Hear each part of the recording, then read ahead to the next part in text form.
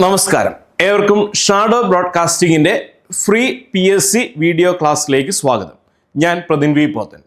നമ്മൾ പഠിച്ചുകൊണ്ടിരിക്കുന്നത് ഇന്ത്യൻ ഭരണഘടനാ ഭാഗത്തെ മൗലിക അവകാശങ്ങൾ എന്നുള്ള ടോപ്പിക്കാണല്ലോ. അപ്പം മൗലിക അവകാശങ്ങളുമായി ബന്ധപ്പെട്ട് നമ്മൾ 3 മൗലിക അവകാശങ്ങൾ കംപ്ലീറ്റ് ചെയ്തു. അപ്പം അതിൻ്റെ ബാക്കിയായിട്ട് വരുന്ന ഇനിയുള്ള 3 മൗലിക അവകാശങ്ങളിലേക്കാണ് നമ്മൾ കടക്കാൻ പോകുന്നത്. ഓക്കെ, നമുക്ക് അടുത്ത മൗലിക അവകാശത്തിലേക്ക് വരാം. അടുത്തതായിട്ട് നമുക്ക് പഠിക്കാനുള്ള മൗലിക അവകാശം എന്ന് പറയുന്നത് മതസ്വാതന്ത്ര്യത്തിനുള്ള അവകാശമാണ്. എന്താണ് മതസ്വാതന്ത്ര്യത്തിനുള്ള അവകാശം? റിലീജിയസ് ഫ്രീഡത്തെ പറ്റിയാണ് ഇനി നമ്മൾ മനസ്സിലാക്കേണ്ടത്. അപ്പം അവിടെ വരുമ്പോൾ ആർട്ടിക്കിൾ ഓർത്തിരുന്നോണം, 25 തൊട്ട് 28 വരെയാണ്. 25ാമത്തെ ആർട്ടിക്കിൾ തൊട്ട് 28ാമത്തെ ആർട്ടിക്കിൾ വരെയാണ് ഈ 4ാമത്തെ മൗലിക അവകാശത്തിൻ്റെ അകത്ത് വരുന്നത്. 25 തൊട്ട് 28 വരെ. ഇനി മതത്തിന്റെ കാര്യത്തിൽ നമ്മൾ നേരത്തെ ആമുഖ ഭാഗത്ത് പഠിച്ചായിരുന്നു. ഇന്ത്യ പിന്തുടരുന്നത് ഏത് പോളിസിയാണ്? മതേതരത്വം എന്നുള്ള നയമാണ്. അല്ലെങ്കിൽ ഇന്ത്യൻ ഭരണഘടനയുടെ ആമുഖത്തിൽ പറയുന്നുണ്ട് ഇന്ത്യ ഒരു മതേതരത്വ രാജ്യമാണ്. അതിന്റെ അർത്ഥം എന്താണ്? ഇന്ത്യയിൽ ഈ പറയുന്ന അവരവർക്ക് ഇഷ്ടമുള്ള മതം വിശ്വസിക്കാനും അത് പ്രചരിപ്പിക്കുവാനും അതുമായി ബന്ധപ്പെട്ട് മുന്നോട്ട് പോകാനുള്ള പൂർണ്ണ സ്വാതന്ത്ര്യം ഭരണഘടന നൽകുന്നുണ്ട്. അപ്പൊ അതേ ആശയം തന്നെയാണ് ഈ ഒരു മൗലിക അവകാശത്തിന്റെ അകത്തും വരുന്നത്. അതായത് മതപരമായിട്ടുള്ള കാര്യത്തിലുള്ള സ്വാതന്ത്ര്യം എന്തൊക്കെയാണെന്നാണ് പറയുന്നത്. അപ്പം നമുക്ക് ആർട്ടിക്കിളിലേക്ക് കടക്കാം. അതിൻ്റെ അകത്ത് ഒന്നാമത് വരുന്ന ആർട്ടിക്കിൾ 25ാമത്തെ ആർട്ടിക്കിൾ. 25ാമത്തെ ആർട്ടിക്കിളിലേക്ക് വരാം. അപ്പൊ 25ാമത്തെ ആർട്ടിക്കിളിനകത്ത് പറയുന്ന കാര്യം ഇഷ്ടമുള്ള മതം വിശ്വസിക്കാനും അത് പ്രചരിപ്പിക്കുവാനും ഉള്ള അവകാശമാണ്. ഇഷ്ടമുള്ള മതം വിശ്വസിക്കാനും അത് പ്രചരിപ്പിക്കുവാനും ഉള്ള അവകാശം. കാരണം ഇന്ത്യ ഒരു മതേതരത്വ രാജ്യമാണ്, സെക്യുലർ സ്റ്റേറ്റ് ആണ്. അപ്പൊ അതുകൊണ്ട് ഗവൺമെന്റിന് ഔദ്യോഗികമായിട്ട് പ്രത്യേകിച്ച് മതങ്ങളൊന്നുമില്ല. നമുക്ക് ഇഷ്ടമുള്ള മതം വിശ്വസിക്കാനും അത് പ്രചരിപ്പിക്കുവാനുമുള്ള പൂർണ്ണ അവകാശം ഭരണഘടന തന്നെ നൽകുന്നുണ്ട്. ഇനി അടുത്ത ആർട്ടിക്കിളിലേക്ക് വന്നു കഴിഞ്ഞാൽ 26ാമത്തെ ആർട്ടിക്കിളിലേക്ക് വന്നു കഴിഞ്ഞാൽ അവിടെ പറയുന്ന കാര്യം എന്താണ്? മതപരമായ കാര്യങ്ങളുടെ നടത്തിപ്പിനുള്ള സ്വാതന്ത്ര്യം. ഇപ്പം മതേതരത്വ രാജ്യമാണ്, അവരവർക്ക് ഇഷ്ടമുള്ള മതം വിശ്വസിക്കാനും പ്രചരിപ്പിക്കുവാനും ഉള്ള അവകാശമുണ്ട്. അതോടൊപ്പം തന്നെ അവരവർക്ക് ഇഷ്ടമുള്ള മതവുമായി ബന്ധപ്പെട്ട് വരുന്ന കാര്യങ്ങളിൽ ഏർപ്പെടാനും, അതായത് മതത്തിൻ്റെതായിട്ടുള്ള അഡ്മിനിസ്ട്രേറ്റീവ് കാര്യങ്ങൾ, ആ കാര്യങ്ങളിൽ ഏറ്റെടുക്കുവാനും അത് ചെയ്യുവാനുമുള്ള സ്വാതന്ത്ര്യം രാജ്യം അനുവദിച്ചു നൽകുന്നുണ്ടെന്ന കാര്യം ഓർത്തിരിക്കുക. ഓക്കെ, ഇനി അടുത്തതായിട്ട് വരുന്നുണ്ടെങ്കിൽ 27ാമത്തെ ആർട്ടിക്കിളിലേക്ക് വരാം. അപ്പൊ 27ാമത്തെ ആർട്ടിക്കിളിനകത്ത് എന്താണ് പറയുന്നതെന്ന് ഭരണഘടനയ്ക്കകത്ത് പറഞ്ഞിട്ടുള്ള കാര്യം ആദ്യം വായിക്കാം, എന്നിട്ട് അതിന്റെ വിശദീകരണത്തിലേക്ക് വരാം. അപ്പൊ അവിടെ പറഞ്ഞിരിക്കുന്നതാണ് ഏതെങ്കിലും പ്രത്യേക മതത്തിന്റെ ഭോഷണത്തിനു വേണ്ടി നികുതി കൊടുക്കുന്നത് സംബന്ധിച്ച സ്വാതന്ത്ര്യം എന്നാണ് അവിടെ കൊടുത്തിരിക്കുന്നത്. ഇതാണ് 27ാമത്തെ ആർട്ടിക്കിളിന്റെ ഹെഡിങ് ആയിട്ട് ഭരണഘടനയിൽ കൊടുത്തിട്ടുള്ളത്. അപ്പൊ ഇത് വായിച്ചത് കേട്ടതിന്റെ അടിസ്ഥാനത്തിൽ നമ്മുടെ മനസ്സിൽ ചെറിയ സംശയങ്ങൾ തോന്നും. ഈ പറയുന്ന മതത്തിന് വേണ്ടി ടാക്സ് കൊടുക്കണം എന്നാണോ എന്ന്. അപ്പോൾ ഇതിന്റെ അർത്ഥം എന്ന് പറയുന്നത് ഒരു മതത്തിന്റെ ഉന്നമനത്തിന് വേണ്ടി ഗവൺമെന്റ് യാതൊരു കാരണവശാലും ആരിൽ നിന്നും നികുതി ഈടാക്കാൻ പാടില്ല എന്നാണ് ഇതുകൊണ്ട് അർത്ഥമാക്കുന്നത്. ഇതാണ് ഇതിന്റെ യഥാർത്ഥ അർത്ഥം. ഭരണഘടനയിൽ കൊടുത്തിരിക്കുന്ന സെന്റൻസ് വായിക്കുമ്പോൾ നമുക്ക് ഈ ഒരു അർത്ഥം കിട്ടുമോ എന്ന് ചോദിച്ചു കഴിഞ്ഞാൽ ചിലപ്പം ഒരു ഡൗട്ട് തോന്നും. പക്ഷെ ഇതിന്റെ യഥാർത്ഥ അർത്ഥം എന്ന് പറയുന്നത് ഇതാണ്. ഈ കൊടുത്തിരിക്കുന്ന സ്റ്റേറ്റ്മെന്റ് ഇങ്ങനെ തന്നെയാണ് ഭരണഘടനയുടെ മലയാളം ട്രാൻസ്ലേഷൻ്റെ അകത്ത് ഈ 27ാമത്തെ ആർട്ടിക്കിൾ കൊടുത്തിരിക്കുന്നത്. കാരണം പരീക്ഷയ്ക്ക് ചിലപ്പോൾ ഇത് ഇങ്ങനെ ആയിരിക്കും ചോദിക്കുന്നത്. അപ്പൊ അതുകൊണ്ടാണ് ഇതിങ്ങനെ തന്നെ കൊടുത്തിരിക്കുന്നത്. പക്ഷെ ഇതിന്റെ അർത്ഥം എന്ന് പറയുന്നത് ഭരണഘടന പ്രകാരം അല്ലെങ്കിൽ ഭരണഘടനയുടെ അടിസ്ഥാനത്തിൽ ഭരണഘടന പറയുന്നു ഒരു മതത്തിന്റെയും ഉന്നമനത്തിന് വേണ്ടി ആരിൽ നിന്നും നികുതി ഈടാക്കേണ്ട ആവശ്യമില്ല അല്ലെങ്കിൽ പാടില്ല എന്നാണ് പറഞ്ഞിരിക്കുന്നത്. കാരണം മതേതരത്വ രാജ്യമാണ് ഇന്ത്യ. ഓക്കെ, ഇനി അടുത്ത ആർട്ടിക്കിളിലേക്ക് വരാം. 28ാമത്തെ ആർട്ടിക്കിൾ. 28ാമത്തെ ആർട്ടിക്കിളിലേക്ക് വരാം. അവിടെ കൊടുത്തിരിക്കുന്ന കാര്യം ആദ്യം നമുക്ക് വായിക്കാം.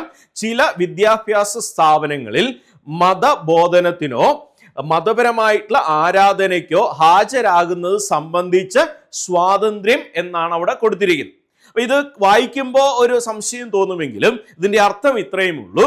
ഗവൺമെന്റ് നിയന്ത്രണത്തിനുള്ള വിദ്യാഭ്യാസ സ്ഥാപനങ്ങൾ, അതായത് ഗവൺമെന്റ് പൂർണ്ണമായിട്ട് നിയന്ത്രിക്കുന്ന വിദ്യാഭ്യാസ സ്ഥാപനങ്ങളിൽ ഒരു മതത്തിന്റെയും ഒരു രീതിയിലുള്ള ആചാരങ്ങളോ അനുഷ്ഠാനങ്ങളോ പാടില്ല എന്നാണ് പറഞ്ഞിരിക്കുന്നത്. അതായത് ഗവൺമെന്റിന്റെ പൂർണ്ണ നിയന്ത്രണത്തിലുള്ളത്. ഇപ്പൊ എയ്ഡഡ് സ്കൂളോ എയ്ഡഡ് കോളേജോ എന്നുള്ളതല്ല, ഗവൺമെന്റ് പൂർണ്ണമായിട്ടും നിയന്ത്രിക്കുന്ന ഒരു വിദ്യാഭ്യാസ സ്ഥാപനമാണെങ്കിൽ അവിടെ ഒരു പ്രത്യേക മതത്തിന്റെ, അതായത് ഒരു മതത്തിന്റെയും ഈ പറയുന്ന ആചാരങ്ങളോ അനുഷ്ഠാനങ്ങളോ അവിടെ നടത്താൻ പാടില്ല എന്നാണ് ഇതുകൊണ്ട് അർത്ഥമാക്കുന്നത് എന്ന കാര്യം ഓർത്തിരിക്കുക. അതാണ് ഈ നാലാമത്തെ മൗലിക അവകാശം, മതസ്വാതന്ത്ര്യത്തിലുള്ള അവകാശം എന്നുള്ള ഭാഗത്ത് നമ്മൾ ഓർത്തിരിക്കേണ്ട കാര്യം. ഈ ഒരു ഭാഗത്തു നിന്നുള്ള ചോദ്യങ്ങൾ താരതമ്യേന നമ്മുടെ പരീക്ഷയിൽ വളരെ കുറവാണ് വന്നിട്ടുള്ളത്. പക്ഷെ അടുത്തിടെ ചില പരീക്ഷയിൽ 1-2 ചോദ്യങ്ങൾ ഇവിടുന്ന് വന്നിട്ടുണ്ട്. അതുകൊണ്ടാണ് ഈ ഭാഗവും ഇങ്ങനെ തന്നെ നമ്മൾ ഡീറ്റെയിൽഡ് ആയിട്ട് തന്നെ ഡിസ്കസ് ചെയ്തത്. 4 ആർട്ടിക്കിളാണ് വരുന്നത്. ഇതിന്റെ എല്ലാത്തിന്റെയും അർത്ഥം എന്ന് പറയുന്ന ഒന്ന് തന്നെയാണ്, ഇന്ത്യ മതേതരത്വ രാജ്യമാണ്. അപ്പൊ അതുകൊണ്ട് തന്നെ മതത്തിന്റെ കാര്യത്തിൽ ജനങ്ങൾക്ക് പൂർണ്ണമായിട്ടുള്ള സ്വാതന്ത്ര്യമുണ്ട്. ഗവൺമെന്റ് ഒരു കാരണവശാലും അതിൻ്റെ അകത്ത് ഇന്റർഫിയർ ചെയ്യാറില്ല എന്ന കാര്യം കൂടി ഓർത്ത് വെച്ചിരിക്കുക. ക്ലിയർ ആണല്ലോ? അങ്ങനെയാണെങ്കിൽ നമുക്ക് 5ാമത്തെ മൗലിക അവകാശത്തിലേക്ക് വരാം. 5ാമത്തെ മൗലിക അവകാശം എന്താണ്? സാംസ്കാരികവും വിദ്യാഭ്യാസപരമായിട്ടുള്ള അവകാശങ്ങൾ. എന്താണ്? സാംസ്കാരികവും വിദ്യാഭ്യാസപരമായിട്ടുള്ള അവകാശങ്ങൾ.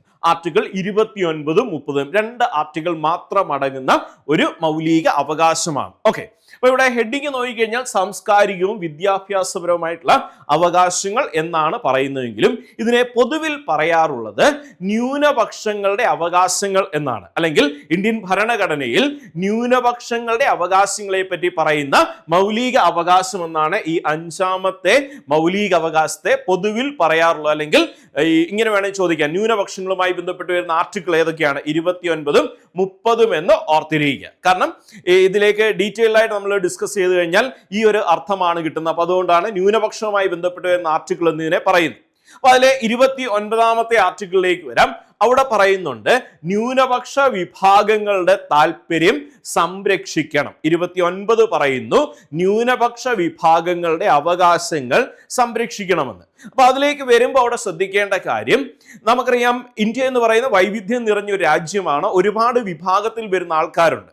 അപ്പം വിഭാഗങ്ങൾ എന്ന് പറയുമ്പോൾ പല രീതിയിൽ നമുക്ക് വിഭാഗങ്ങളെ തരംതിരിക്കാം. ഭാഷാടിസ്ഥാനത്തിലോ, അല്ലെങ്കിൽ ഈ പറയുന്ന ജാതിയുടെ അടിസ്ഥാനത്തിലോ, മതത്തിന്റെ അടിസ്ഥാനത്തിലോ, അല്ലെങ്കിൽ ഈ പറയുന്ന പ്രദേശത്തിന്റെ അടിസ്ഥാനത്തിലോ, എങ്ങനെ വേണമെങ്കിലും ആൾക്കാരെ തരംതിരിക്കാം. അപ്പൊ അങ്ങനെ വരുമ്പോൾ അതിൽ ന്യൂനപക്ഷങ്ങളായിട്ട് വരുന്നവരെ സംരക്ഷിക്കേണ്ടത് നമ്മുടെ രാജ്യത്തിന്റെ ആവശ്യമാണ്. കാരണം നമ്മളൊരു ജനാധിപത്യ രാജ്യമാണ്. ജനാധിപത്യം എന്ന് പറയുമ്പോൾ ഭൂരിപക്ഷ താല്പര്യം എന്നുള്ളതാണ് പൊതുവിലുള്ള വ്യാഖ്യാനം. അപ്പൊ ഇന്ത്യൻ ജനാധിപത്യം എന്ന് പറയുമ്പോൾ ഭൂരിപക്ഷത്തെ മാത്രം പരിഗണിക്കുന്നതല്ല, അവിടെ ന്യൂനപക്ഷത്തെയും പരിഗണിക്കുന്നതാണ് എന്ന് ഓർത്തിരിക്കുക. കാരണം ഒരു ഭൂരിപക്ഷം ഉണ്ടാകുമ്പോൾ തീർച്ചയായും ഒരു ന്യൂനപക്ഷമുണ്ട്. ആ ന്യൂനപക്ഷത്തെ തള്ളിക്കളയുകയല്ല വേണ്ടത്, അവരെയും ചേർത്ത് നിർത്തുകയാണ് വേണ്ടത്. അതാണ് ഇന്ത്യൻ ജനാധിപത്യത്തിന്റെ സൗന്ദര്യം എന്ന് പറയുന്നത്. അപ്പൊ ആ ഒരു അർത്ഥത്തിലാണ് ഭരണഘടനാ നിർമ്മാണ സഭയിലെ ആൾക്കാര് ഈ ന്യൂനപക്ഷങ്ങളുടെ താല്പര്യം കൂടി സംരക്ഷിക്കുന്ന രീതിയിലുള്ള ആശയങ്ങൾ ഇവിടെ ഉൾക്കൊള്ളിച്ചിരിക്കുന്നത്. ഇനി അടുത്ത ആർട്ടിക്കിളിലേക്ക് വന്നു കഴിഞ്ഞാൽ 30ാമത്തെ ആർട്ടിക്കിൾ ആണ്. അവിടെ പറയുന്നു ന്യൂനപക്ഷ വിഭാഗക്കാർക്ക് വിദ്യാഭ്യാസ സ്ഥാപനങ്ങൾ തുടങ്ങുവാനും അത് നോക്കി നടത്തുവാനുമുള്ള അവകാശമുണ്ടെന്നാണ് പറയുന്നത്. എന്താണ്? വിദ്യാഭ്യാസ സ്ഥാപനങ്ങൾ തുടങ്ങുവാനും അത് നടത്തുവാനുമുള്ള അവകാശം ആർക്കുണ്ട്? ന്യൂനപക്ഷ വിഭാഗത്തിൽ വരുന്നവർക്കുണ്ടെന്നാണ് 30ാമത്തെ ആർട്ടിക്കിൾ പറയുന്നത്. അപ്പൊ 29ഉം 30ഉം എന്തിനെ പറ്റിയാണ് പറയുന്നത്? ന്യൂനപക്ഷത്തെ പറ്റി, മൈനോറിറ്റീസിനെ പറ്റിയാണ് പരാമർശിക്കുന്നത്.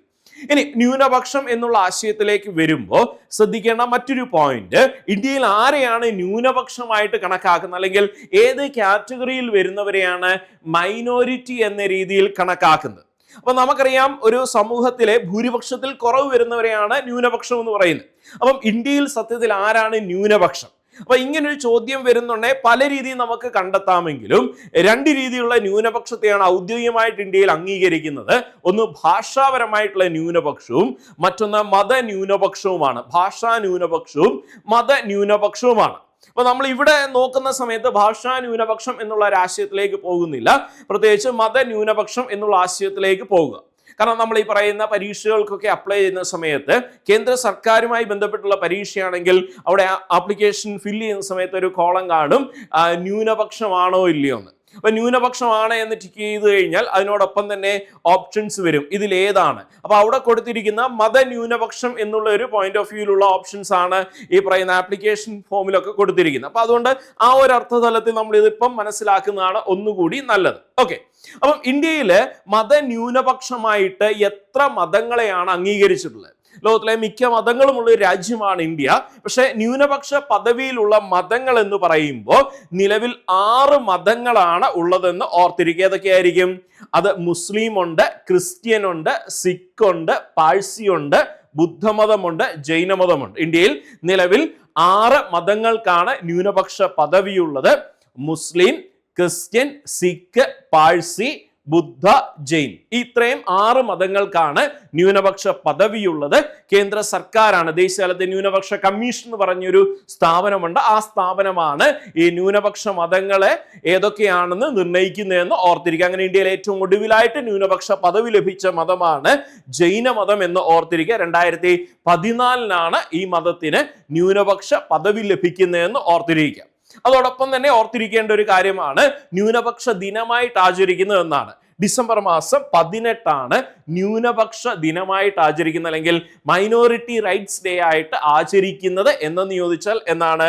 ഡിസംബർ 18 കാര്യം ഓർത്തിരിക്കുക. ക്ലിയർ ആണല്ലോ? അപ്പം ഇന്നത്തെ ഈ ഒരു ക്ലാസ്സിന്റെ അകത്ത് നമ്മൾ 2 മൗലിക അവകാശങ്ങളാണ് കണ്ടത്. ഒന്ന് മതപരമായിട്ടുള്ള അവകാശങ്ങളുമായി ബന്ധപ്പെട്ടുള്ള ആശയങ്ങളും അതുപോലെ തന്നെ സാംസ്കാരികവും വിദ്യാഭ്യാസപരമായിട്ടുള്ള അവകാശങ്ങളും. അപ്പൊ നമ്മൾ മൗലിക അവകാശങ്ങൾ എന്നുള്ള ഭാഗം പഠിച്ചു വരുമ്പോൾ 5 മൗലിക അവകാശങ്ങൾ നമ്മൾ ഇതുവരെ കംപ്ലീറ്റ് ചെയ്തിട്ടുണ്ട്. ഇനി ഒരു മൗലിക അവകാശം കൂടിയാണുള്ളത്, അത് ഭരണഘടന പരിരക്ഷ എന്നുള്ളതാണ്. അത് അത്യാവശ്യം ഡീറ്റെയിൽഡ് ആയിട്ടുള്ള ഒരു സെക്ഷൻ തന്നെയാണ്. അപ്പൊ അതുകൊണ്ട് തന്നെ ആ ഒരു ഭാഗം നമുക്ക് അടുത്ത ക്ലാസ്സിൽ പഠിക്കാം. അപ്പൊ ഇന്നത്തെ ക്ലാസ് ഇവിടെ വൈൻഡ് അപ്പ് ചെയ്യുകയാണ്. വീണ്ടും മറ്റൊരു ക്ലാസ്സിൽ കണ്ടുമുട്ടാം. ഏവർക്കും നന്ദി.